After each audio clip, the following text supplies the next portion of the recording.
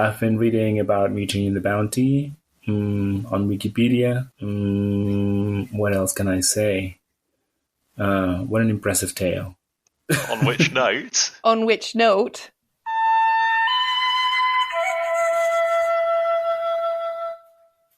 My cat got a little fright there. Oh.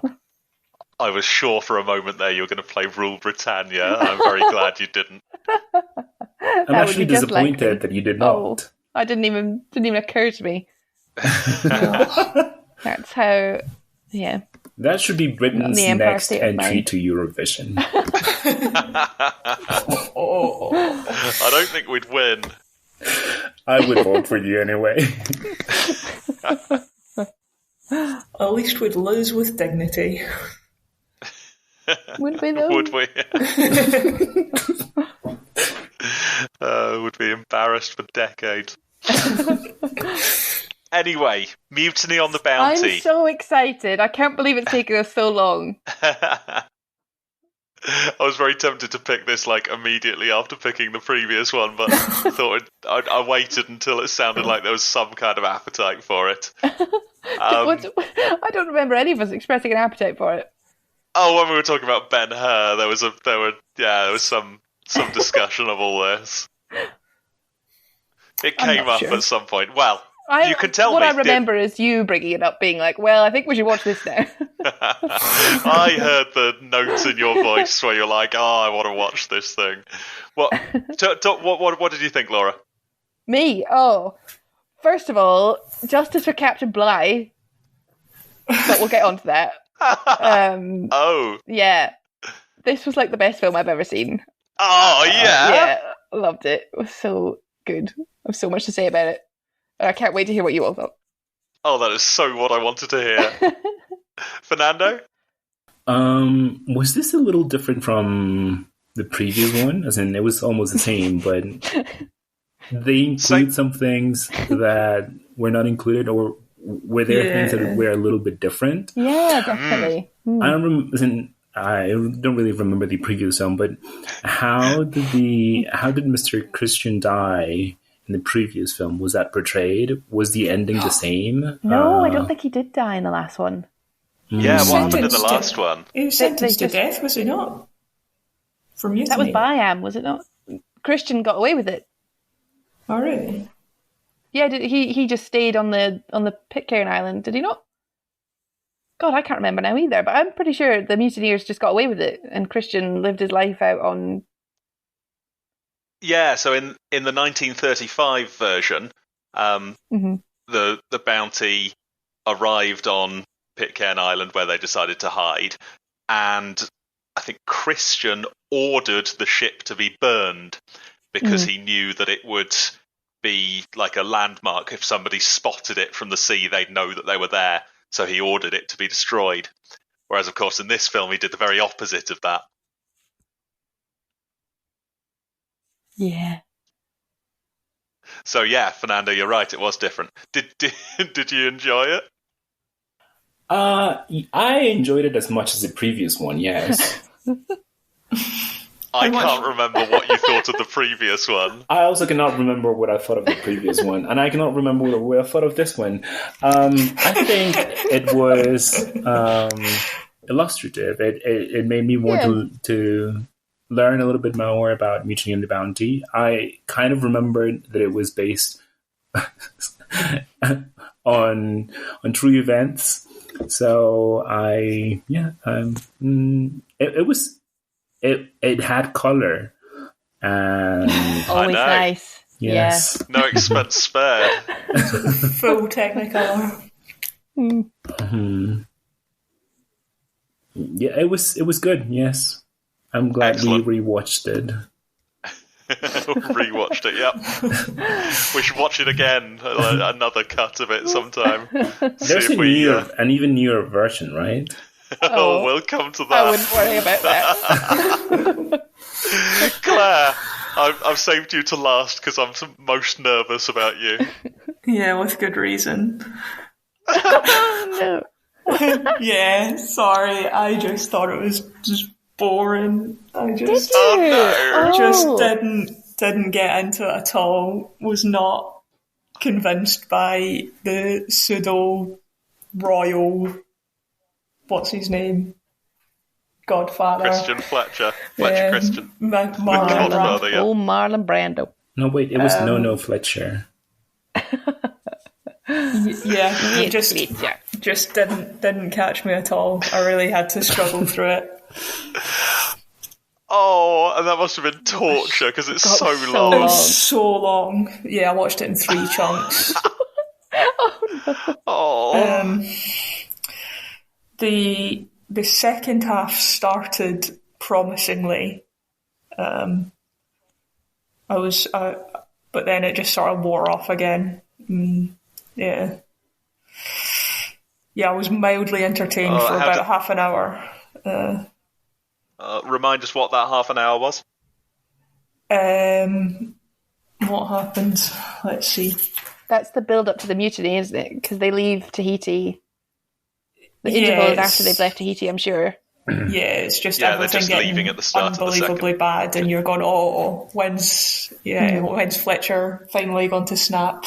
I thought they built that quite nicely. I enjoyed watching that and him trying very hard to resist. But then he did. Damn. Oh. So after the mutiny had happened, you just kind of lost it. Yeah, well, it's just lost hard. Interest. I don't know if the first one was interesting because I didn't really know this. Well, everyone kind of knows the story, but I didn't really know the story. And this one, I basically knew the story now, and it was like, can we just get to the? I know that's going to happen. Can we just? No, guys, I know. Can we? Yeah, okay, the end. Oh, you're really not going to like the next one then.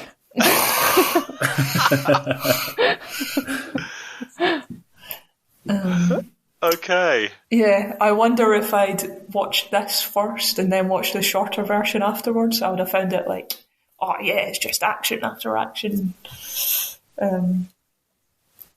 Yep. But I feel like this was a story that was dragged out rather than, oh no, rather than an epic. That's a shame. So I feel for you. How much do you feel for me? Enough that it's going to affect your next choice? I might give it a bit of time. That would help. It's good of you. Brace for the inevitable. We can't not watch The Bounty now.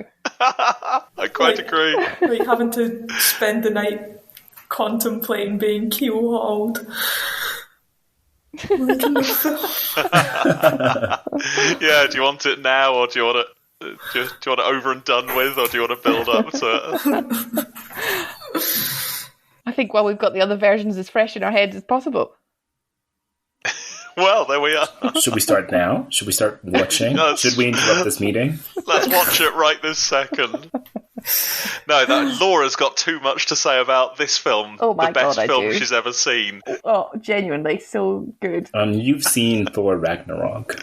And I have seen Thor Ragnarok. So what does that tell you? And you've seen Shrek 2, so this must be really good. I've seen all the films in the Shrek 2 trilogy. Yeah, you've seen that prequel that they brought out first. And then you saw Shrek 2. Then I saw the sequel to Shrek 2. What was it called? Shrek 2 2? Something like that. Sorry. Right, Laura, what was so good about it? But what do you think?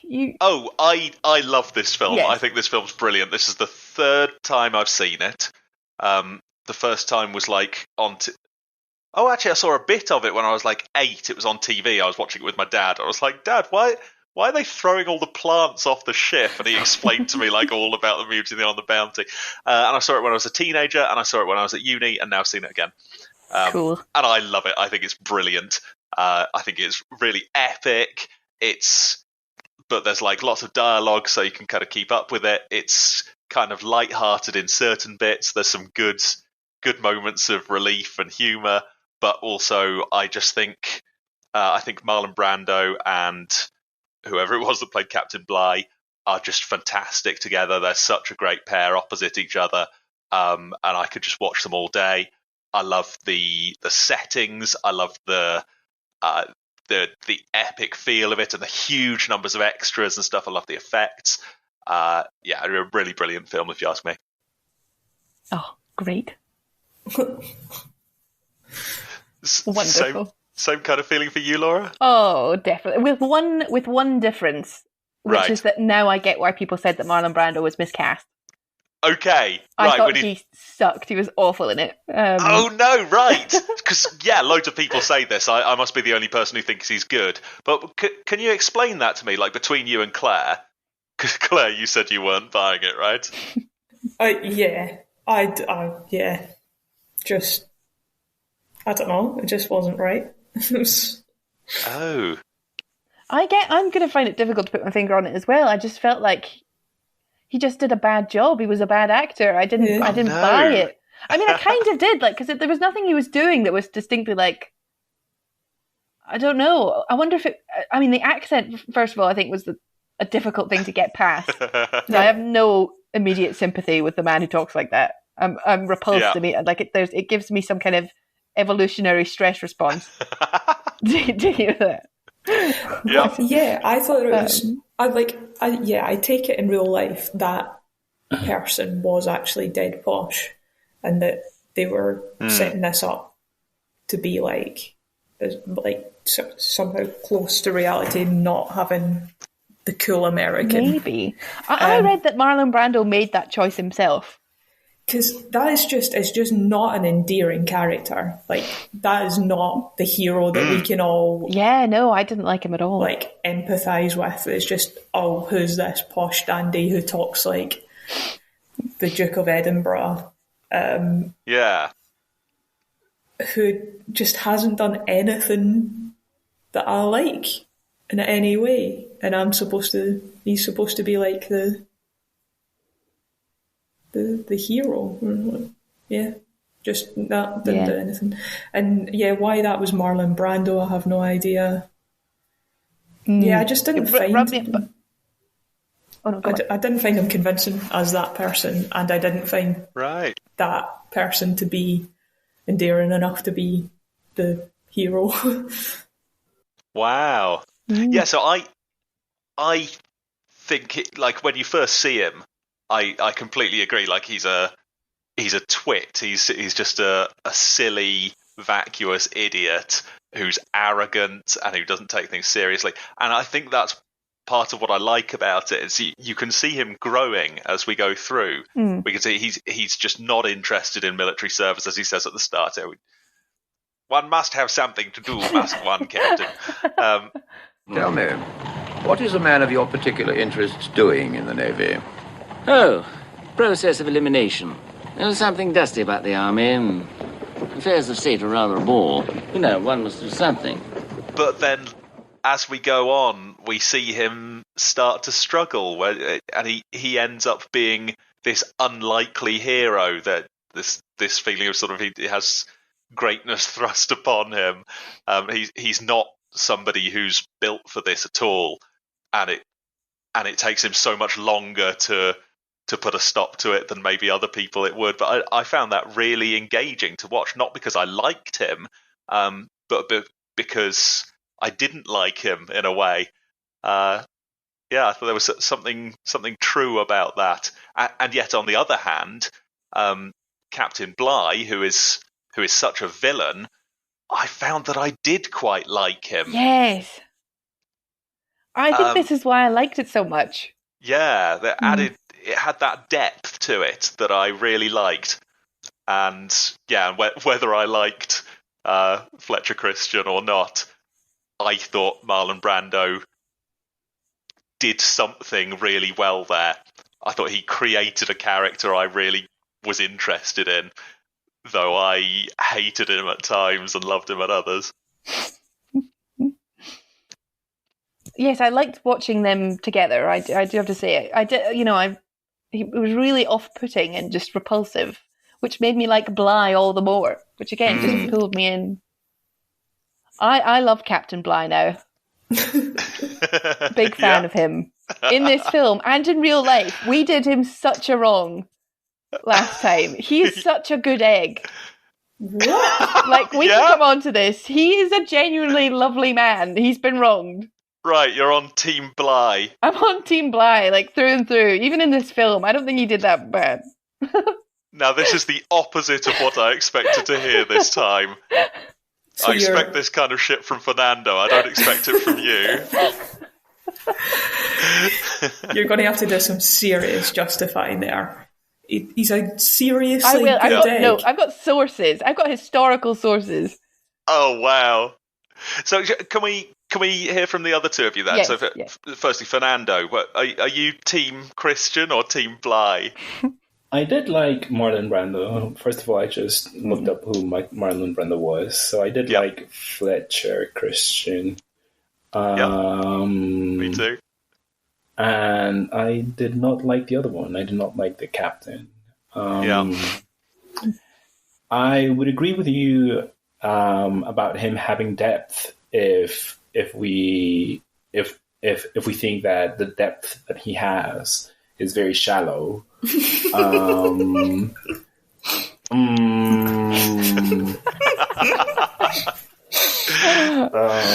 So you agree he's a good character if by good we mean bad? Yes. Yeah, got you.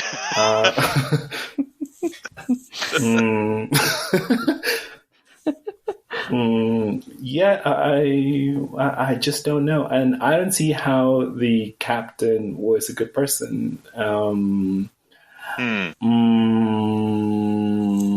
I also tend to agree with you.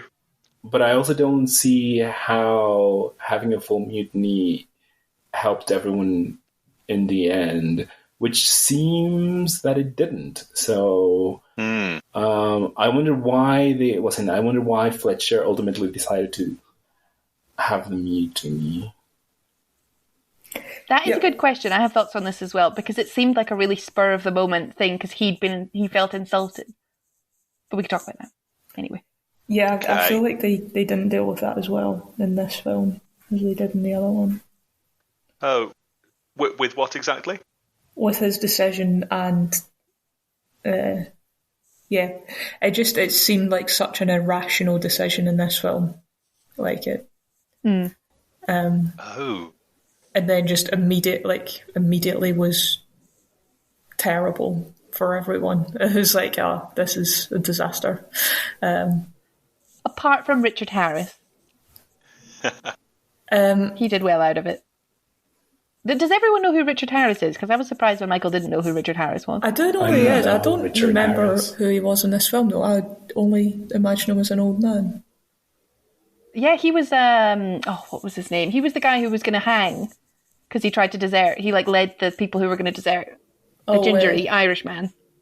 Brown? Was that, isn't it? Mills? That sounds right. I think it was Mills. He was the first one to be whipped, wasn't he? Yes. Yeah. So Dumbledore, he was in the Count of Monte Cristo. Yes. Yeah, I remember him in Count of Monte Cristo. Richard Harris is Seaman John Mills. Or the horticulturist was William Brown. That's what it was. Ah, okay. I knew there was a Brown. Yeah, Seaman John Mills. That was Richard Harris. I know, I just said. Sorry, I wasn't sure if you would. I was too busy looking it up to hear you. Yeah. Oh, hang on. Yep. Yeah, it was Seaman John Mills. Good, we've got that. And Richard Hayden was the horticulturalist William Brown. Right. That was Brown. Who was Bly? Well, I'm glad you asked me that, Laura, because I could tell you that was Trevor Howard. Trevor Howard. Captain Bly. Okay. So, sorry, yeah. And remind me who was wee Geordie? Yeah, you spotted him as well. Who's wee Geordie? Our old friend Gordon Jackson, the one Scottish one, was the other sunken ship. The whiskey galore. Oh, okay. Aye, it's the bounty, all right. No, Mother, I haven't had any whiskey today at all. Great. Yeah, I love it when people are in things more than once. Yeah, me too. What a legend. Those actors. So, yeah, Claire, based on this film, are you Team Christian? Are you Team Bly? Team No One? Team Tahiti?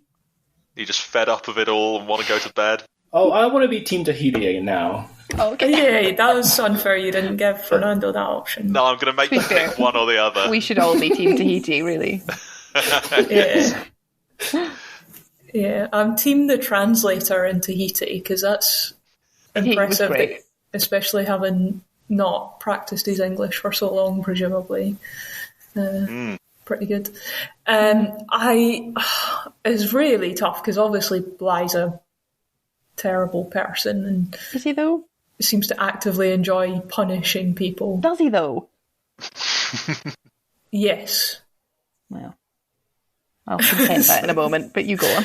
I think the court would agree with Claire. Yeah, the man at the end who gave him a telling off agrees with me. He's like, oh, the spirit of the law is in the captain, and you did bad. So I'm correct. And well, that never happened. So. It did though in the film, which is well, I disagree. Basically a documentary. Yeah. So that's fine. Oh God,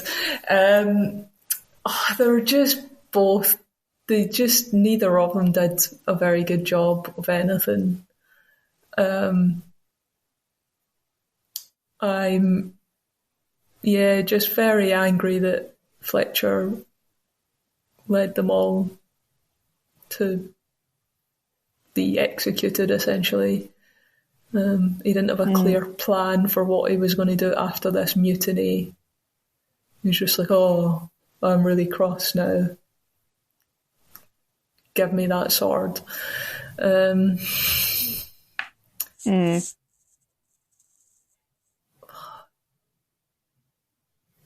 don't know.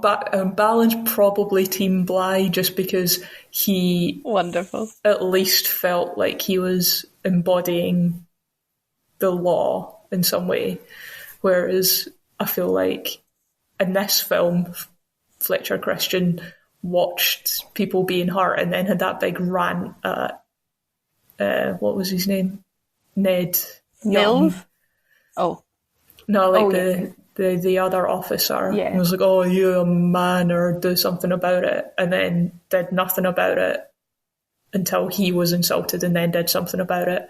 And it's like, well, you're not doing it for the right reasons, that you've made it very clear that you're looking past all of this awfulness, and it's only when you're insulted that you do something, so you're just not a great hero. I don't feel like he did it for the men in any way. I feel like at least Bly felt like he was doing it for the good of the ship or something. He believed in something, didn't he? Yeah, something bigger than himself, whereas Christian didn't care about anything, really, I think. There we go. Did you enjoy that that little meander through my thought process? No, that was just what I wanted. But a couple of you now have said this, and I think I've maybe misremembered some detail of the mutiny scene. You're talking about an insult, a personal insult that he takes exception to, and I don't remember that. What is said? He kicks him. I think it could be read. Yeah, it's the kicking. The kicking. Do you remember? Christian's getting the water and he kicks him, and he says, "You'll never kick me again." You bloody bastard! You'll not put your foot on me again. You bloody bastard! Yeah. I'll put a clip in there, please. Oh, God. Oh, I thought that was a clip. Yeah, I had that ready to go. So I think I need to disagree with you both there. He kicks the thing out of Fletcher's hand, and that's when Fletcher hits him. But Fletcher's getting of the water was the first act of mutiny. I think Fletcher knew that when he took that water, that was the first time he had just flagrantly gone against what the captain said. Mr. Christian, kindly give me an explanation. Williams has been drinking seawater, sir. I was giving him some fresh water. I'm afraid he'll die without it. You'll give no one water without my permission. Take that ladle below. Yes, sir. Everything before that, he'd done what he could to sort of keep people alive, despite knowing that, maybe Bligh was going to tell him off. But that was the first time Bligh said, "You will not give that man water." And he said, "Okay," and then just went and bloody got it. I think that was, whatever Bligh had done there, it was over as far as him being a loyal mate. He didn't say no. He said yes, and then I don't know, could have got away with it. I wonder. Maybe by saying yes, he was saying no. Maybe. Like how they were saying deep instead of shallow. Mm-hmm. Yeah.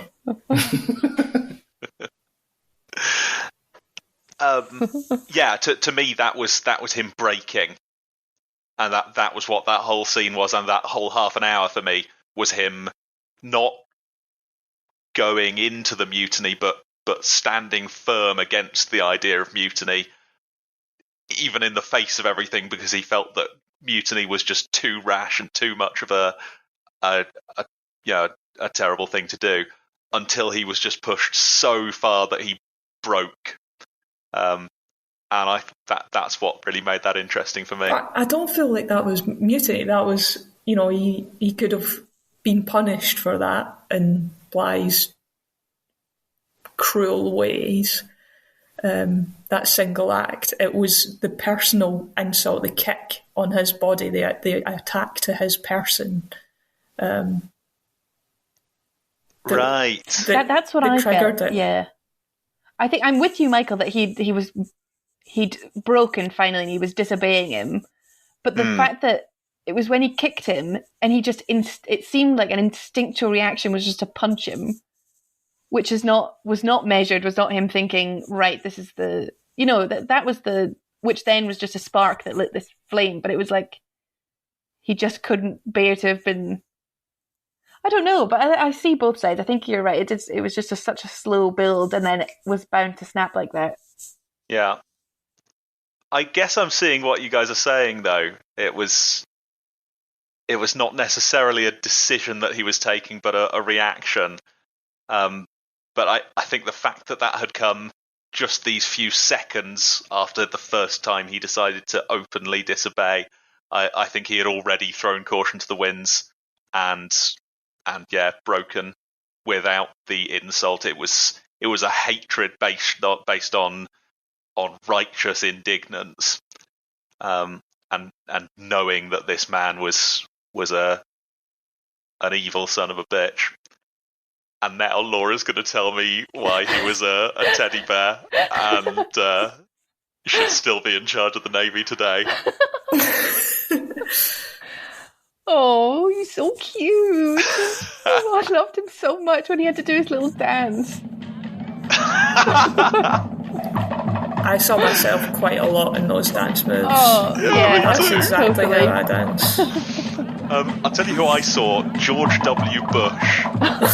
Oh no, do you remember him in South Africa or something with everyone dancing and he just had to dance as well, and he was just appalling, and then Obama did it a few years later and he was the coolest guy ever. He's the coolest man on earth though, so it's really unfair to compare other people to him. Right, so the dance got you a long way. It did, right, so in the film, I was immediately on, but I was so entranced by this man that so charismatic and. Yeah, should we stick to the film for the moment? Let's stick to the film for the moment, and then I have to get into real life because I genuinely feel an injustice has been done against this man. Anyway. Okay. You reminded me of Shere Khan. This kind of brooding, but just really cool and aloof, and there's something below the surface going on there that's just. But yeah, so driven and so. I mean, Shere Khan, that's a great call. Mr. Fryer, and this man will be keelhauled. We'll give him tonight to think about it, and keelhaul him in the morning. It is pointless to incite a mutiny, Mr. Christian. It cannot succeed, and you know it. Has your murderous friend told you what to expect, or is he going to keep you in the dark? Now hear the truth. The King's Navy will not rest until every mutineer is captured and executed. Wherever you go, wherever you hide, 1,000 ships will search you out. I'm not leaving you, Mr. Christian. Not ever. Go to the dirtiest little corner of the world. I'll be there, right behind you, with a rope in my hand. Utterly assured of himself. Yes, not phased for even a moment. Mm-hmm. Always knew instantly what to do. Yeah. Yeah, I just thought he was brilliant. Just and the fact that he becomes obsessed with the breadfruit plants, like you described in the last meeting we had about the other version of this film, worked so well. And I really wanted him to. I mean, obviously, like once he starts being a real bit of a dick, then fine. I don't need him to succeed, but I wanted him to succeed up until that point. Yeah, you want him to get the breadfruit back, don't you? Even when they're in Tahiti, I wanted to get the breadfruit. I wanted to take it back, even though, I mean, what am I doing? Think about it for a minute. This is all about colonialism and slavery. Yeah. But as a man, you see it from his point of view, don't you? Yeah, and then you just have to respect him for getting them all back as well on that boat, which I thought the film might have dwelled on a little bit longer, given it was one of the greatest feats of seamanship ever. Yeah, we didn't have enough of that, did we? It's over in a moment, yeah. Oh, I wish it had been a longer film. I know, another hour. If they'd had a bit longer to breathe, they really had to rush it in, didn't they? I don't think we should even joke about that. I wish we'd just followed Bly and the film had ended when, I don't need to see them settling on Pitcairn. Give a shit, mate. I'd fucking Marlon Brando. Yeah, I could have stopped us. Could have stopped a long time before that. Okay, so we're seeing it from his point of view, and you sort of go along in this obsession with him, don't you? Yeah. What about his cruelty, though?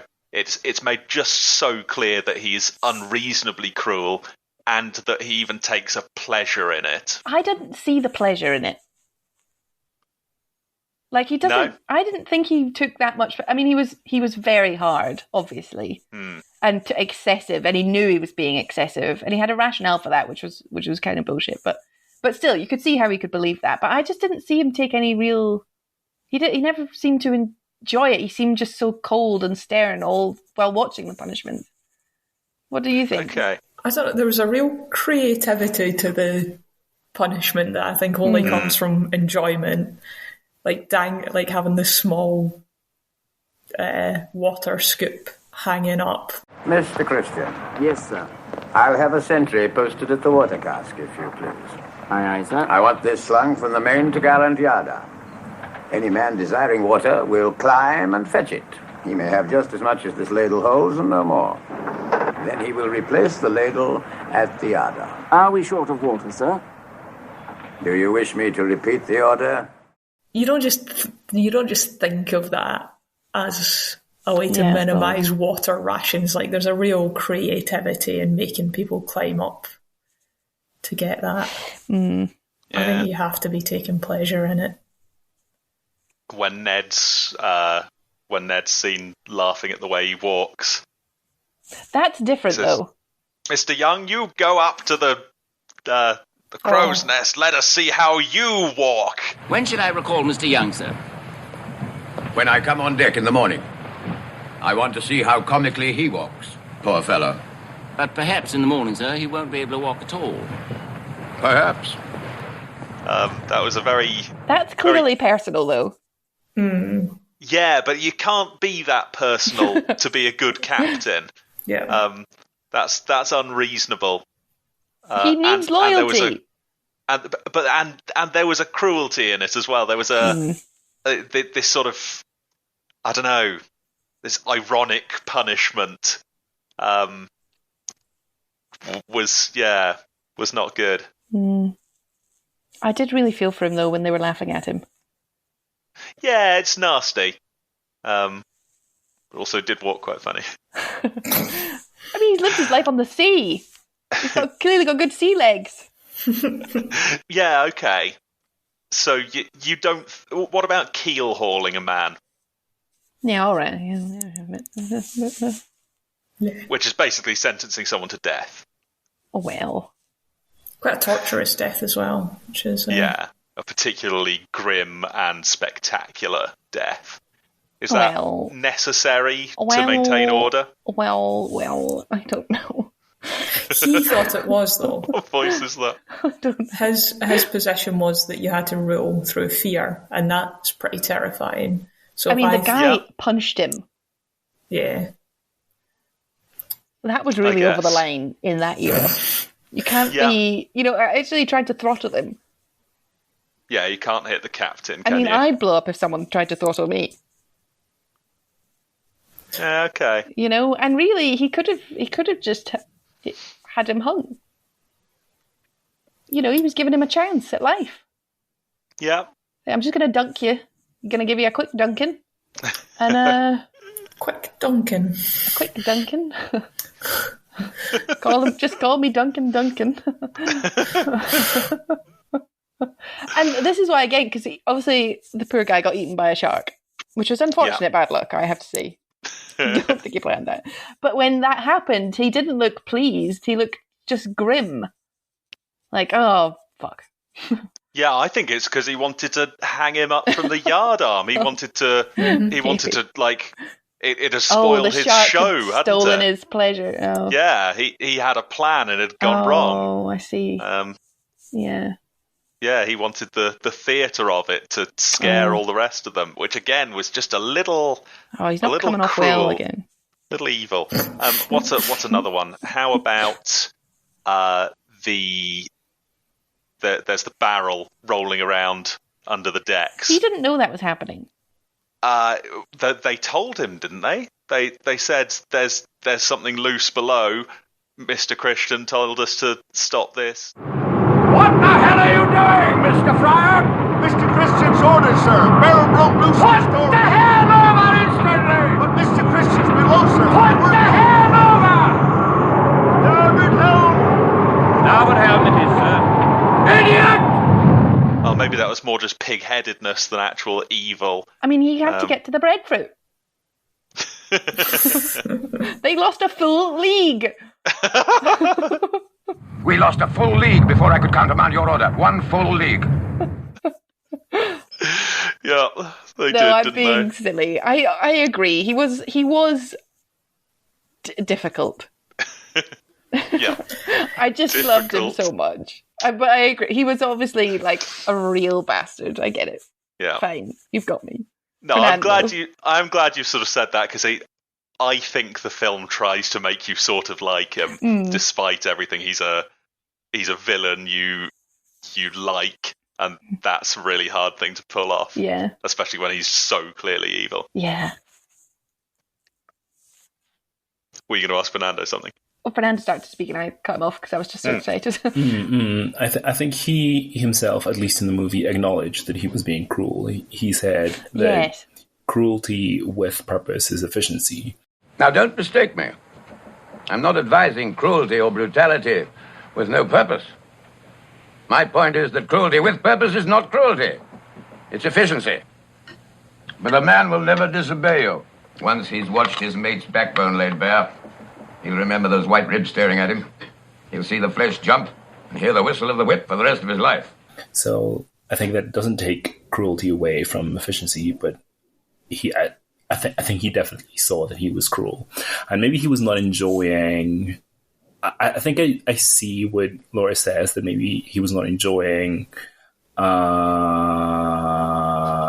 punishment itself, but I think he did greatly enjoyed feeling that he had power and authority over the rest of the people. And I think that is a real, very common thing amongst people. And they especially, well, I guess among people that are power hungry,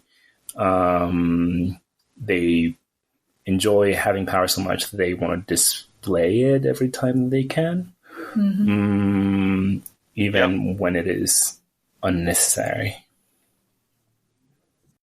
Yeah. Well said.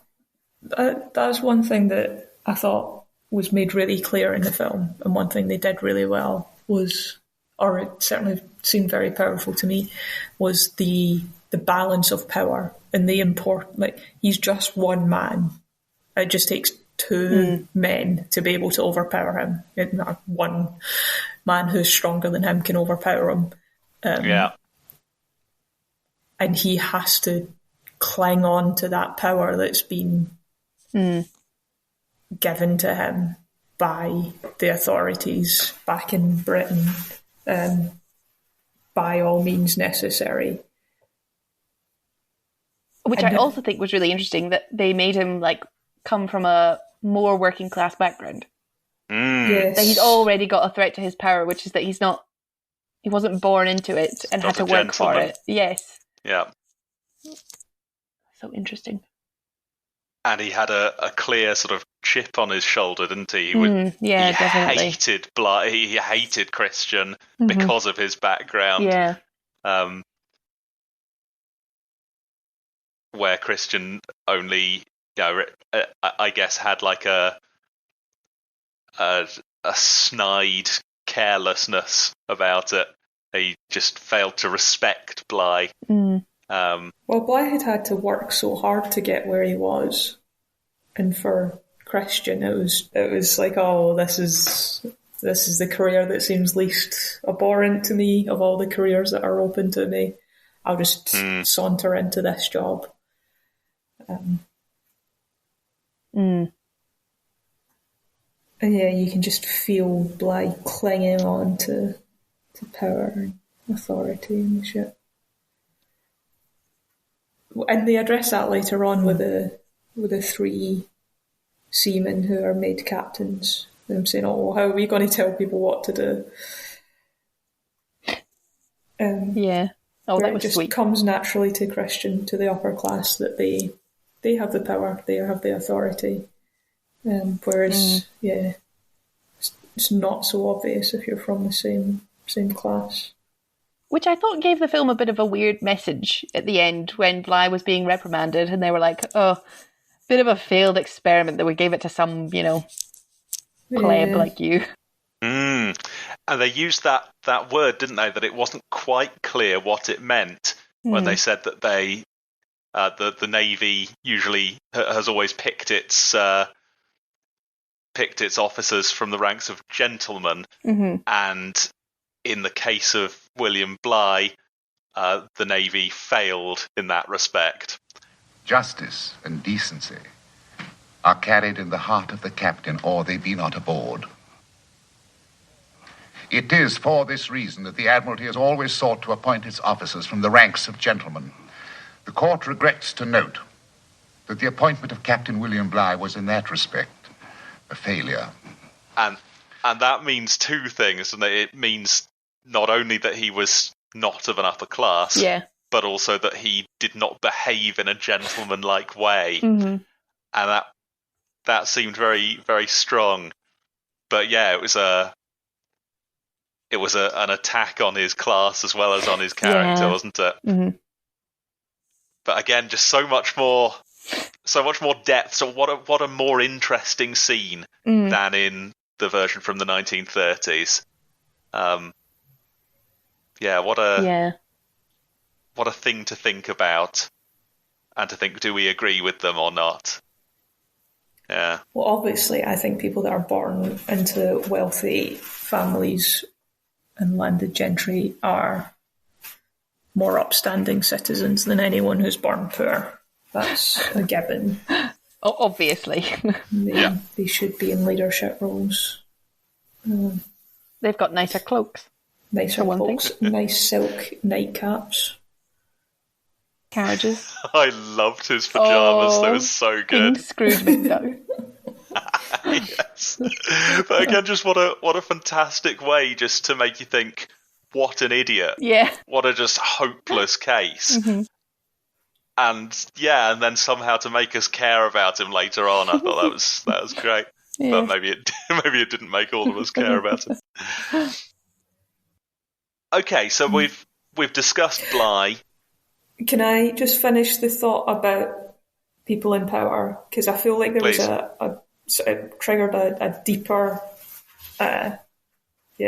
thought, which is that like the people have loads of power. This is a real political grandstand, but it really is just a few people in charge of everything in the world, like even in a classroom it's only one teacher and there's 30 kids. Like they could just not do what they're told. Just the whole idea of like where that power comes from and how a radical. I'm an anarchist, man. Just the whole philosophy of power and how we maintain order. It's all sort of we police by consent in the UK, don't we? But what's it going to take? What does it take to just make that change happen? For Christian. I keep wanting to call him Christian Slater because it's an occupation and a religion. Oh, Fletcher Christian. Fletcher Christian. Yeah. It was, to me, it was getting kicked directly by someone he thought he was better than. Yeah. What is it that what are these flashpoints? And we know this can sort of happen in places as well. Entire nations will reject a leader because they're pushed too hard, won't they? Yeah. And just getting that balance right, because he's right. You do at sea when he's in charge, and in theory he has all the power, but in reality that's just a mindset. The men could overtake him at a moment's notice. And so his belief was that he had to use fear to keep them in their place. But push that too hard and you create the problem for yourself. Just the whole idea of them being on this ship and that order and having to maintain it. It's an interesting microcosm for society. Keep you veering into symbolism. Sorry. Oh, yeah. Can't oh no, the ship is a symbol again. Oh no. Always is. Okay, I'll look forward to that. I'm finished my thought. That was a deep thought. So. I need a moment. Well, we should come back to that during symbolism then, shouldn't we? Because I think there's something to be said for that. Well, I'm done, and I've got quite a sore throat. So, cool. Well, we'll take that apart in one way or another. I don't want to give more credence to this film than it's due. So, if you say anything more, any other deep stuff like that, we're going to start thinking you liked it. No, I've got to be careful here. So, Laura, we've now talked about Captain Bligh, the character in this film. Yes. Tell us about Captain Bligh, the man, in real life. Captain Bligh, the man, was a gentle sweetheart, and I wouldn't have it any other way. Okay, right. What happened? I should have written down the names of the historians so that you guys could go and look it up, but I can dig them out later. But several historians have come out and been like, we need to rehabilitate this man. He was great. So, first of all, first evidence. He was widely remarked. There are several records of people being like, Bligh's a decent guy before the bounty happened, which is that he was very lenient. He was seen as being lenient, which is backed up by the bounty's actual log, because they kept a log, obviously, of every single punishment and all the actions and shit like that. And which found that, and it recorded stuff where people, by the book, should have been beaten, but were instead just told off, or they should have been hanged and were instead just beaten. He was he was, by the standards of other captains, he was super lenient. and nice. I've heard people say that before. Okay. Yes. It was remarked, so again, this historian's article that I was reading was saying that he was also known to be quite vain and very thin-skinned and prone to rages of temper. Like, he had a temper and he would verbally shout at people. So, there was that. And he held grudges and made dogmatic judgments. But again, I find this very endearing. Anyway. Okay. Yes. Apparently he was just very concerned with the health of his crew, so he would always double check that they had excellent quality food, kept everything super clean. He was known as one of the greatest navigators and seamen of his day, for one thing. And I think there's a lot of evidence that he was actually kind of good and a nice man. And a lot of this comes from someone wrote a fictionalized book called Mutiny, which is what both of these adaptations are based on, which deliberately constructed a very violent fantasy of Bligh to make him into a villain, to sell this book, basically. So a lot of bad reports came out, like you were saying the last time, about him, of saying how cruel he was and excessive. But that was from the trial of the mutineers, the people who had been caught and had to just defend themselves in order to prevent themselves from being hanged. Sure. Okay. Why was there a mutiny in the first place if he was so lenient? Well, many different theories. A lot of people put it down to the fact that they accidentally got stuck in Tahiti for 5 months and that the men got really used to living a Tahitian way of life and couldn't. I can see how that just couldn't stand being back on the ship and headed, for Jamaica and being stuck at sea for so long. With especially, a nice captain. Sorry?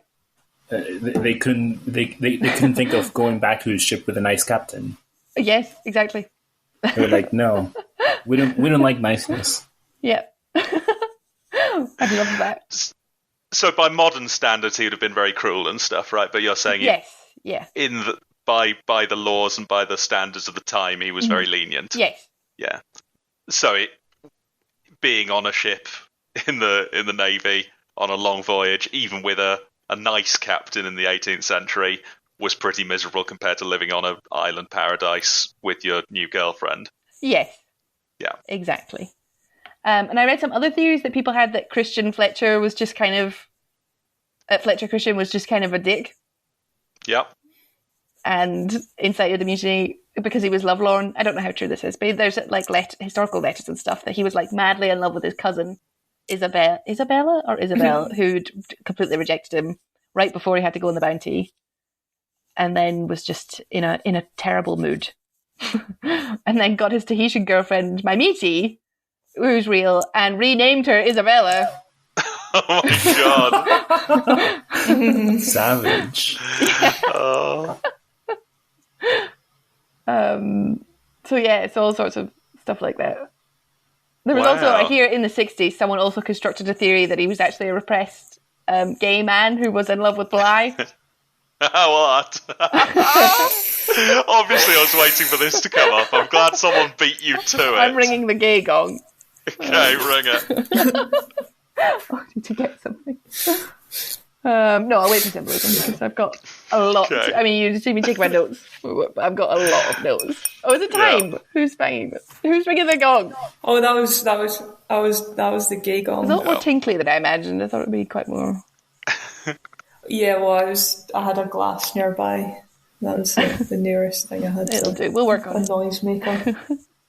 Okay, so a lot of historical stuff in short that paints the mutineers as in a much worse light and Bligh in a much better light than this film gives us. I guess it depends how you look at it, because to be fair, it probably was really shit to be in the Navy then, and I bet they had a great time in Tahiti, and I would have been like, fuck this, I could go back there and have a great life. Yeah. Yeah. Yeah, go back and eat bananas and perv over all the women. Yeah. Yeah, the women are all thirsty in Tahiti. Yep. They love English men. They were desperate for it, weren't they? Oh, God. Yeah, we can also talk about that. Maybe in symbol. I don't know if it's a symbol. What? Oh, do you feel like the male gaze was prominent in this film, Laura? But the shots that weren't the camera's male gaze were just pointed at the men giving us their male gaze. Yeah, to be fair, it did objectify them a bit, but it wasn't like... it was more colonial gaze. Is that a thing that we talk about? Okay. Tell us what's colonial gaze. I mean, I don't think that's a proper theory that people have written about, but I mean, people obviously talk about the construction of... It's a colonial fantasy. Let's define it now, though. Yeah, it's what do you mean by that? Okay, it's creating a very... It's drawing on a very collective European fantasy of Tahiti as this hotbed of erotic pleasure, particularly for white men. Yeah. Which we don't... I mean, we've got some... Obviously, we don't have any like Tahitian perspective accounts from that time. Really, we've only got these like very badly written ethnographies by white men. So yeah, yes, there's some accounts that tell it was not like that at all. There was a lot of rape, obviously. Right. But otherwise, I think they were very different standards. But I just think it just totally feeds into this fantasy of these women being particularly attracted to white men, and like didn't matter what you looked like, and it was just this so exoticized and so male fantasy-ish. Yeah. Now we can say that if it's not true. I could certainly believe that that's not true, but I don't know. But we don't have any evidence that was true. Again, apart from the word like just white men who'd been there, who I don't trust at all. But there are records of rape happening and them complaining about it in Tahiti during this period. Yes. Oh no, yeah, okay. In fact, we know they ended up kidnapping a bunch of them, didn't we? Okay, so it was a more fraught relationship. Yeah, between the. Mm-hmm. Yeah, there is a really famous ethnography of Samoa from I think the 1920s by Margaret Mead, and apparently, well, it's said again. I don't know how true this is, but that Samoa and Tahiti are very culturally similar because they're so close in Polynesia. Okay. Which has really strict social rules about marriage and things like that, and sex. It got quite a lot of critique because Margaret Mead did say like younger women are allowed to be a lot more promiscuous. Or promiscuous by our standards. But then Tahitians later came out and said that's just bullshit.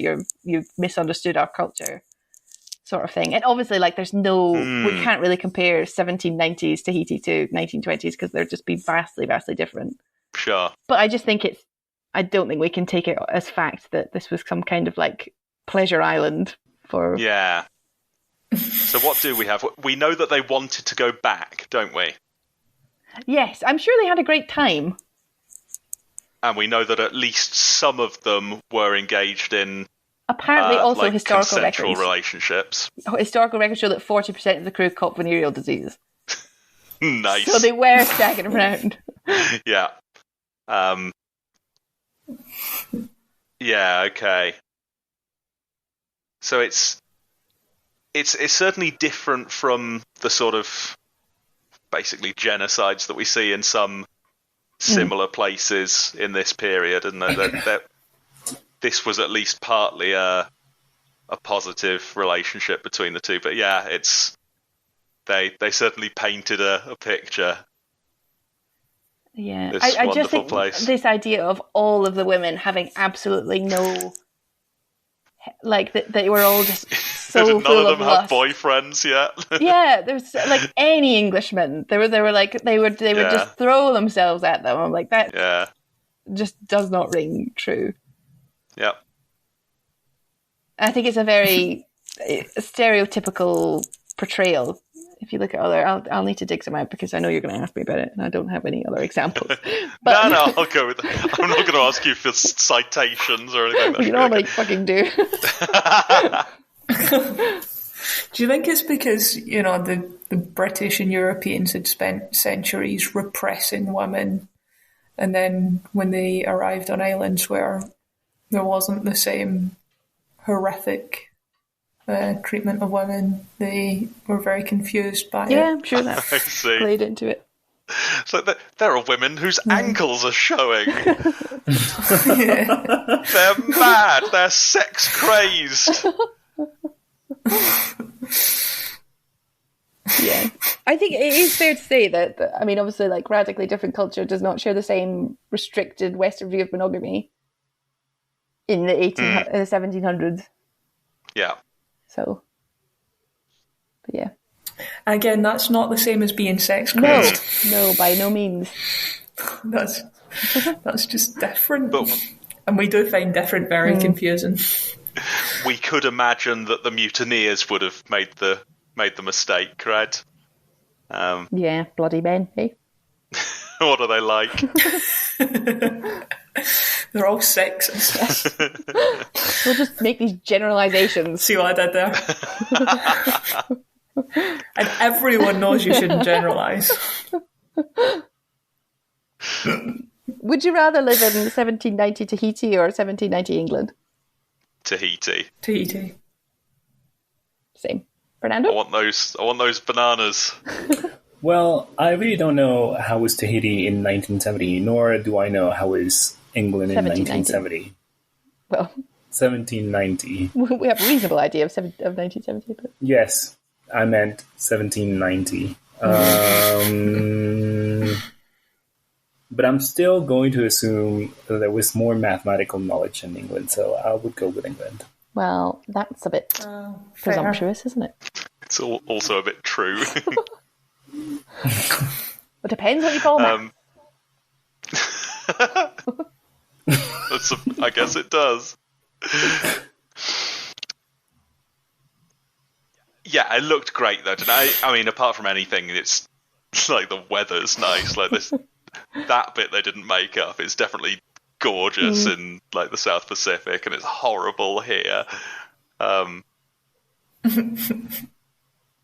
I want to have a big fishing party with all my friends and get lots of fish and jump around. And you can fish in swimming. Scotland. You can fish salmon in Scotland. It's not the same. There aren't big lines of naked women. Or there are, but you'd want to avoid them. Right, so I think there's something, obviously there's something in what you say, that all of these stories to do with like non-European cultures get distorted miserably, and usually in a way that favours what Europeans ended up doing, even if it was pretty miserable. And even looking at the historical records, we can see that the mutineers and others did some pretty dreadful stuff when they were there. At least later on, when they went and kidnapped people. For more details, see the previous podcast. I'm going to say that I was pleasantly surprised by the way that they portrayed the Tahitians in this film, because of the kind of stuff that was being put out at the same time, like I don't know, films like Zulu or I don't know, what was that film that we saw, The Journey to the Center of the Earth, where they just like start talking about it was the Time Machine, wasn't it? In fact, I think that's Tahiti. Like, you don't know anything. You don't have a clue what's going on, do you? You're like a Tahitian. Whereas in this, every single one of them, they had this, this idyllic life and what seemed to be a fairly simple way of doing things, and they were all, what was the phrase you used? Sex pots. They were all sex pots. But at the same time, they were positively portrayed, and none of them were shown to be idiots. They weren't stupid. They weren't like simple savages. They were joyful people, but who understood things and who laughed, who had conversations. When we saw them like chatting to each other, they were people. They'd really developed them as characters, including my Mutiny, who just had this sharpness in her eyes and this intelligence in her face. I thought that was good. And if they've maybe made some silly generalizations about them, then at least they've made them people. Is that fair? Yes, I agree with you. I think they weren't just one-dimensional people. They had storylines and some depth. And they were three-dimensional. They No, were wait, there were three-dimensional. two-dimensional in the film, I think. Yeah, on my screen they were 2. Oh, that's You didn't right. get the I'm getting 3D so confused Blu-ray with version.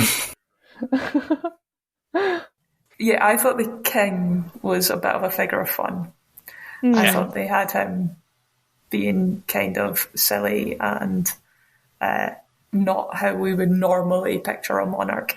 And I don't know if that's because they were truthfully representing how Tahitians see royalty, or if they were trying to belittle him in the eyes of the colonial viewer. Yeah, he was credulously overjoyed by this chest full of jewels they gave him, and he burst out laughing and jumping around. Would you please tell King Hitty Hitty that King George sends many tokens of friendship? King Georgie hapunong.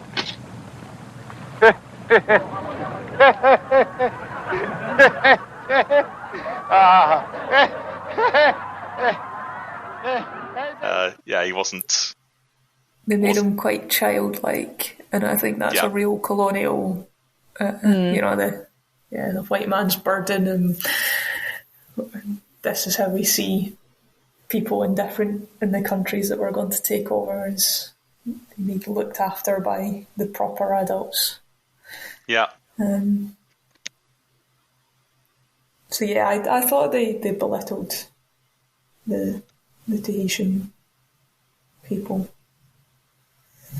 Yeah, again, I think not, so as well. Not as badly as some films, but I think that's what I was going for. It's not as bad as you might have thought. But yeah, you're right. They should have done a bit better than that. Yeah. And nowadays, I would expect them to.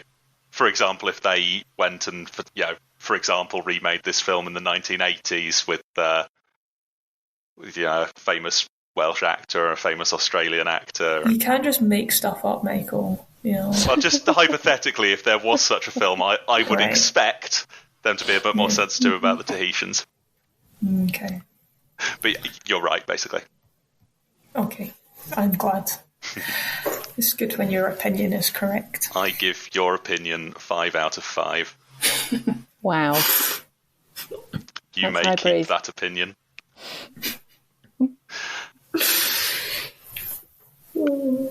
Symbolism? I think it's time, isn't it? Oh, I missed the symbolism beautiful. So beautiful. That was lovely. Right, no symbolism. Captain Bligh is he reveals himself to be as much of a childish idiot as King Hitty Hitty.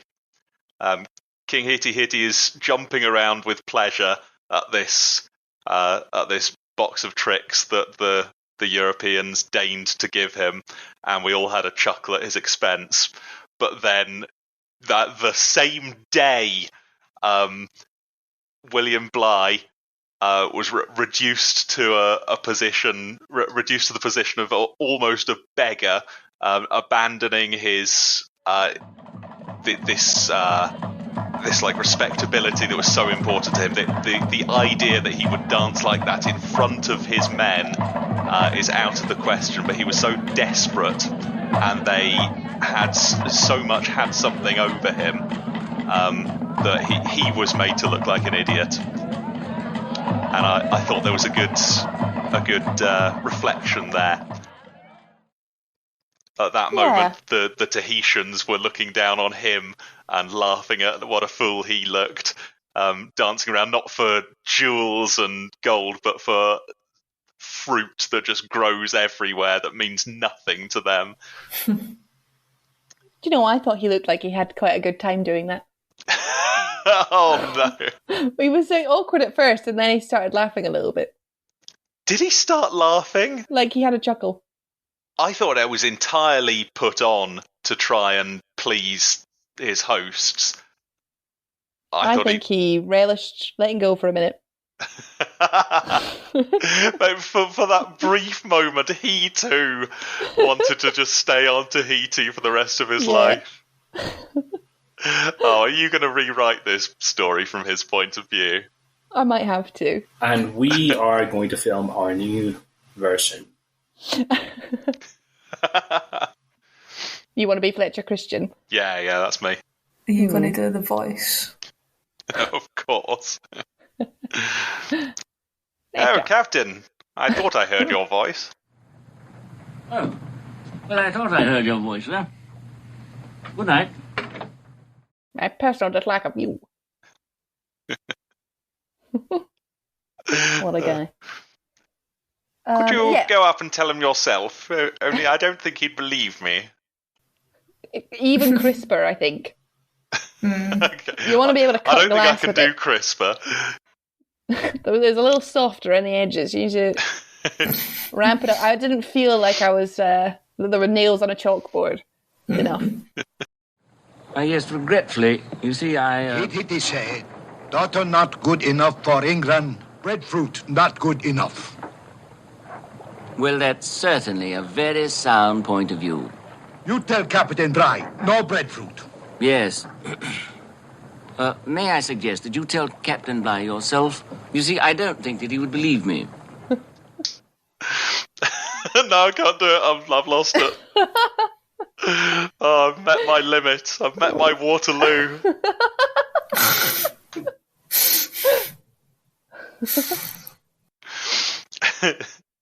So that was my first bit of symbolism. Yes, I like it. I think it's good. Oh, I've got a nonsense one. Oh yeah. Oh, I love this. Right, strap in, everyone. So it's clear symbolism type. So when they're catching all the fish, the women have those like net things, and they're using them to catch the fish so that they're easier for the men to grab and stuff. But is it all of the mutineers that get caught inside with the fish? Wow. Whoa. That's great. Oh, it is. Yeah, they think they're going in to catch themselves a couple of beauties, but they're the ones that end up They're the ones snared. being caught. Yeah. Brilliant. Wow. Oh, that was really good. That's better than my one. It's great. Just pick a scene and then say that it represents the whole film somehow. It's really easy. Yeah, like when the breadfruit wilts, it's like their mission failing, isn't it? Exactly.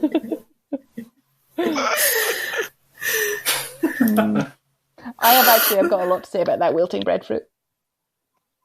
Let's hear it. A lot to say about it. Don't say it's a dick.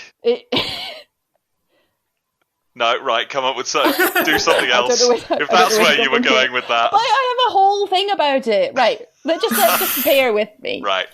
Bear with me. Right. All right. Marlon Brando and Fletcher Christian and my meaty are getting cozy in the bushes. Yeah. Right? Captain Bligh walks over and interrupts them. Yeah. Okay, and he walks off like he's just so against heterosexual love. And then the camera pans through. It's going through all these people, heterosexual couples who are like dancing really sexily, and then lands on this dead breadfruit. That's Captain Bligh not being able to express his sexuality. Because he's gay. Because he's gay. He can't be... Okay, I have so much on this. Right. Go on, take us Fernando's through laugh speaks for all of us. The breadfruit symbolised rampant gayness. Being allowed to flourish or not. Okay? Yeah. Right, so you're with me so far. Let's see. Okay, my notes are What kind happened? of You can't just say you're with me so far. Well, we'll get... Sorry, Fernando, go on. Are they throw? Okay, give me a minute to work it out. I haven't worked all this out yet, but it all Were they means something. throwing Campinus away from the ship when they mutant? What happened? What happened then? No, that goes against my... No. Yes. No, because you said it represents Oh, they were rejecting homosexuality. Bligh. Yeah. No, but then, maybe that. But it can't. The fruit, the live fruit, can't represent homosexuality and be the thing that's faded. Maybe. Oh, I don't know. Oh, maybe it's just okay. Maybe in that case it doesn't. Maybe that's just Christian's failed consummation. His coitus interruptus. Exactly. Because it symbolised something to do with sex. Anyway, but let's move on to the next part. Right. Bligh has to tell Christian that he needs to go and have sex with Mutiny to please the chief, because otherwise the chief will be offended that he's rejected his daughter. Oh yeah, the greatest scene in cinema history. Yeah, okay. Exactly. Yeah, yes. I'm with you. Wonderful scene. Laughed so much. It was so funny. You're kidding, right? Then, so after this Bligh's humiliation, Christian is whistling to himself and peeling a banana. Yeah, that isn't subtle. And then he rows away while Rule Britannia plays, which cements this idea in our minds that the empire and colonialism is this bastion of heterosexuality, and Bligh, on the other hand, is demonized for being homosexual. And why I think that's the case is because then they code switch. So they start coding Christian as gay when he betrays the empire. Do they? Well, they have Bligh in this very floral, ruffled shirt the whole way through, and then suddenly it switches, and Christian's the one who's dressed in this very floral, open shirt, and he starts descending into... I've got so much else. But he had a silk sleeping cap and came onto the ship dressed as a dandy. That's... Maybe. Man had a feather in his cap when he got on board. There's just... how am I going to... Right. One of them... Okay, a very... Sorry, I know I'm talking a lot, but a very close shot of that is we see Bligh's cabin brimming with these plants. They're like in full bloom. And then the gardener comes in, and we know they have a weird relationship. I think Bligh is very attached to the gardener. He even calls him my gardener. I won't have my gardener be thirsty. The most important man on this ship. The most important man on the ship. So they've got something about water and blooming plants, which is why I think after Christian when he's about sowing the seeds of the mutiny, he descends from the ladder into this room full of plants and starts drinking water. And then the gardener comes out to him, and he's in his ruffled shirt now, and the gardener comes out to him, and they have a conversation. Is it the gardener? I don't know. I'm confused. Sorry, my notes are very scribbly. There's something about water and plants. Oh, with Ned. Young. With Ned. Yes. Yeah, what does that mean? Anyway, then he stabs him with a sword. Come on. Yeah. And as we already talked about, blood and semen are interchangeable. He's penetrating him and making him bleed. I'm sorry. Yeah. He stabs him 2 times, doesn't he? Yes, he does. Oh, and Bligh gives a speech about how you can have no intimacies as a captain, which I think is a veiled kind of thing about being gay in that time. It's a remarkably friendly island, sir. It's a shame to be lonely in this port. While our mission remains unfulfilled, I'm not in any port, Mr. Fryer. I'm in command, where you may find one day it's always lonely. You see, command allows no intimacies. You can hardly expect unquestioning obedience from last night's partner in a debauch. Suppose not, but it does seem a pity, sir. I prefer it that way. Do you not think? Yeah. Said it's my duty to be alone. I can have no intimacies. I think you're reaching. I don't think I am. I think I'm more on the ball than I ever have been. Whoa. The fact that you're not along for the ride is not my problem. Oh, and that time Fletcher Christian was totally drawing a naked man. When was he drawing a naked man? Oh, yeah. Did you see this? Yeah, I saw that. What? He was only drawing the top half, though, to be fair. Shirtless. Mm-hmm. Oh, wow. Right before the mutiny, which again, they're code switching, I think. Okay. Well, maybe not, but I just think it's interesting, and I think they definitely coded Bligh as gay. I think there may be something in that, the way he was so abhorrent of any sort of... Yeah. intimacy with the natives. If he wasn't gay, he was asexual, wasn't he? Was the way he was presented. There was not never interested. the slightest hint of... Yeah. It's around that time in filmmaking where they were like, if they've got a villain, we're going to heavily imply. It doesn't quite seem to stand up there, because we've got a couple of characters that are what you would expect from films of that period if they wanted to code someone as gay, who are effeminate or dandy looking, and Bligh wasn't one of them, really. I don't know. What about all the evidence I've just presented? I give it 3 out of 10. No, some of what you said makes... Scale? I've changed the scale. I'm code switching. Plants, the parched plants, all dying and being thrown. It means something. Yeah. And by God, I'll make it suit my agenda. Rewatch the speech he gives about no intimacies. I think I will have to. That's my biggest card. Okay. Got you. That and the My Gardener, come on. He looked so hurt when the gardener was like, yeah, I'm mutinying. Yeah. You too, Brown. You join these swine? A man like yourself, sir, leaves me no choice. Any other symbolism? I really don't feel like I've gotten everything out that I needed to about the plants. But it's fine, I'll get over it. Maybe I'll come back to it in the bounty. Cool. We'll go for round 3. Oh, yeah, no, that's all. No? I guess. Anything else? In general? Yeah. I thought they did good things with camera angles. Oh, like what?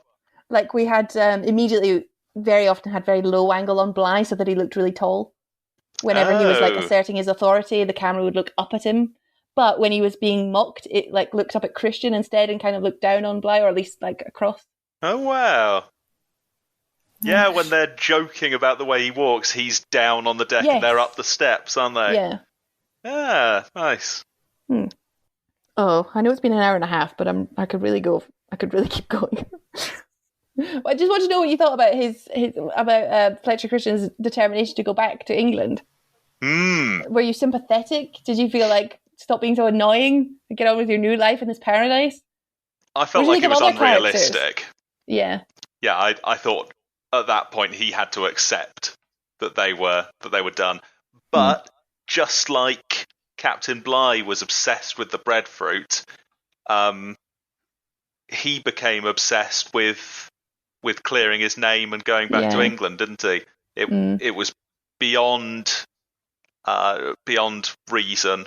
It had gone beyond what was a logical thing to do, and it was getting into that's good. He couldn't get his mind past it, and to see that obsession catch him the same way the first obsession caught Captain Bligh was interesting. Very interesting that he stopped being interested in women. Yeah, like Bligh. It was a total flip. Yeah, I mean, you were right. Again, I don't know if it's because he's gay, but you're right that Bligh gave this whole speech about being the captain is the loneliest thing you can be, and you can't allow yourself any intimacy at all. And that seemed, it was maybe even that speech stuck with Christian. And I don't think he was there for that speech, but. Oh, was he not? Oh, shit, yeah, okay. But it seemed to describe Christian's captaincy. And ultimately Christian was killed by his men, even if they didn't mean to. I think he was killed by his own obsession. Yeah, well, yeah, but he was destroyed by his. Yeah, he went down to get the sextant, didn't he? Which was a crazy thing to do, and the only reason the ship was on fire was because he pushed the men too much. Mm-hmm. Ultimately, we could see what they did as a mutiny against him. Very good. Load of rubbish, of course. He was murdered at his plough 3 years later by I don't know, the husband of a woman who his wife had killed in revenge for someone else murdering her or kidnapping someone. It was a total mess. Yeah. Do you know, there were rumours apparently that he made it back to England because they never found his grave, and William Wordsworth started kind of putting it out that he knew him. Oh dear, Mutiny on the Bounty 2.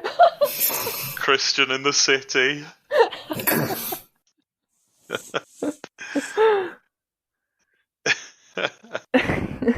He's back and he's got a new nightcap. He's just on a barge going to Birmingham and back. I love this kind of stuff though, where there's it's just captured so many people's imagination over the years. The Mutiny on the Bounty. Yeah. That there's rumours like that going around. That's just wonderful. And we'll never quite know what happened. Yeah. Oh, who knows? Maybe new evidence will turn up. Maybe. This is why we need to go to Pitcairn Island. Yeah, we've got to get down there. Go on the way to Cannes. The mystery of the mutiny. Yeah. Cannes in 2 weeks, by the way. I hope we're all packed. Well, I don't have far to go. I'm quite close to that's Cannes. true. Have you seen on the Wikipedia hop on a page? high-speed train. There's a photograph of some of the mutineers' sons. Yeah. No, I'm looking at John Adams' sons. Yeah. On Norfolk Island in 1862. Isn't that cool? It's just close enough in history that we can see pictures of their direct descent, their children. Oh, cool. Yeah, that is cool. Huh. Yeah, there's a son of John Adams there. That's great. Well, we are all direct descendants of Adam and Eve. That's true. Yeah, it's basically a few hops away. Well, if you guys want to have a trip to Norfolk Island, I'd love to head there on a little bounty tour. Oh, sorry. Yeah, what was the difference with Norfolk? I think a load of them went to Norfolk Island afterwards, didn't they? Yeah. Complicated. I think we could write the sequel. Yeah. I mean, we've already got the name, as we've discussed. To Mutiny, to Bounty.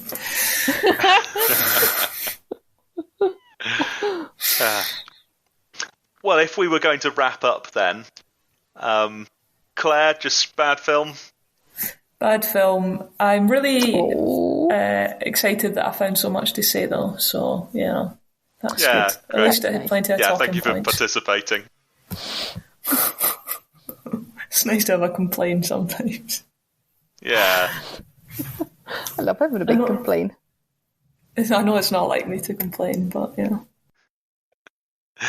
Fernando, not your favourite? I think maybe we could have done with just having one version. And I'm not sure why they redid it. You didn't think this was an improvement? No. I'm with you, Fernando. Yeah, you just stuck with the first version. Yeah, I mean, we already have the Bible. We shouldn't try to rewrite the Bible. Yeah. Don't reinvent the wheel. And that extra complexity or depth wasn't enough to justify it. Was there extra complexity? Can you? Oh, maybe not. Yeah, as in, you cannot increase the size of an infinite set. Okay, yep. What if you have two infinite sets, though? Yeah, that is true. Well, it could be an uncountably infinite set. You're not. That is true. That is true. Yeah, you weren't gone for long. It's already gone this way. So, Laura, good film. Oh.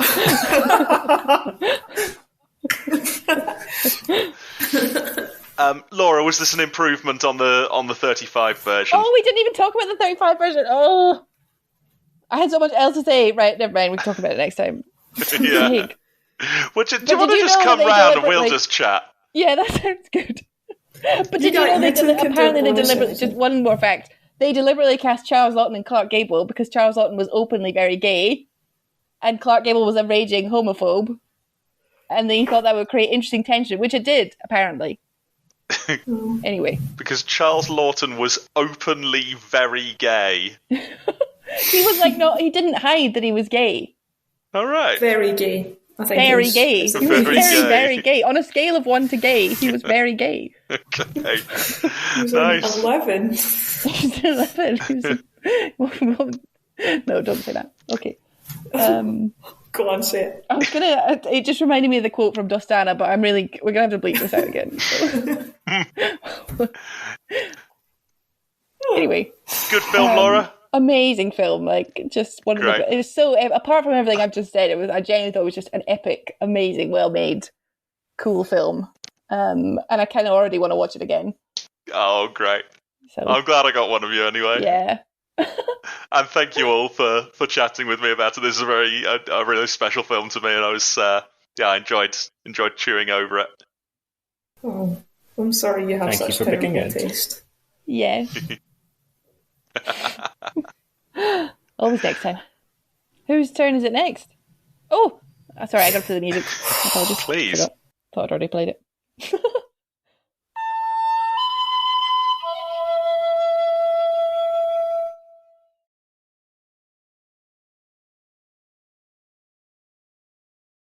There we are. It's Fernando's turn next. Beautiful. Have you got a pick for us? I do, but I've picked Pink Narcissus, but there's a problem with it. Which I can discuss the problem with it later. But I expect we might be able to solve that problem. So for now, I think I choose Pink Narcissus.